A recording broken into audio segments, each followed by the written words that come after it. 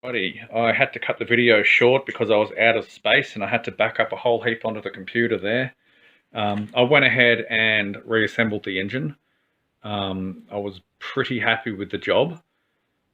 Um, I went ahead and removed all four studs, and I put a bit of Loctite down the bottom there in the hopes that it'll stop me pulling the whole things out in the future.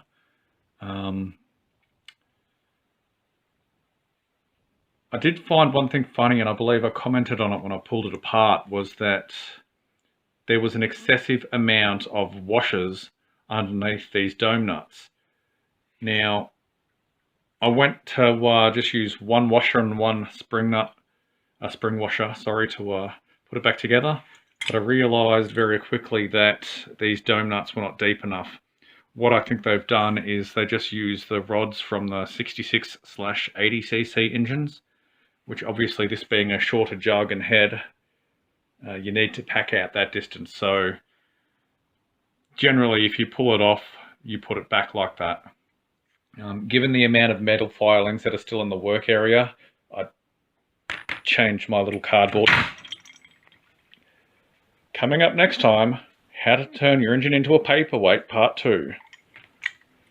Bloody hell.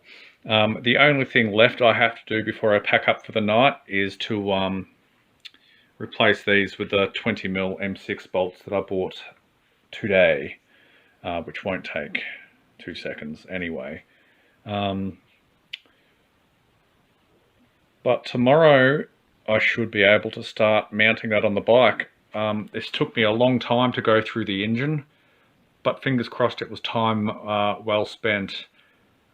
Those ports, intake and exhaust, considering the fact that they were obstructed with flaky metal, they're now smooth as a bone. There should be no obstruction from here to out here now.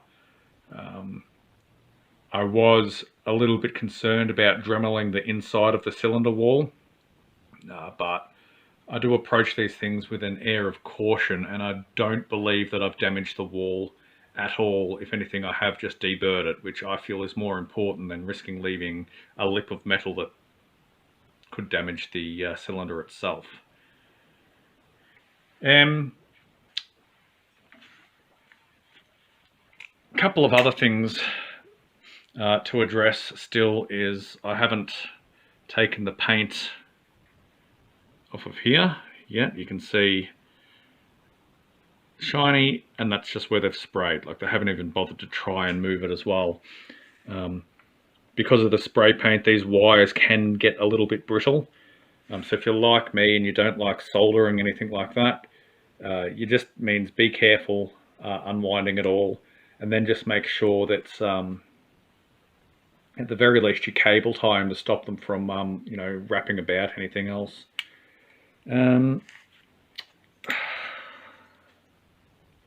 I haven't pulled the mounting studs yet. That will be a job for when I'm fitting it to the bike, I think, because I only want to Loctite once, and that'll be going in. So before I go throwing any Loctite on there, I want to be making sure that everything fits hunky-dory, and there's nothing else I really need to do, except turn the light on maybe.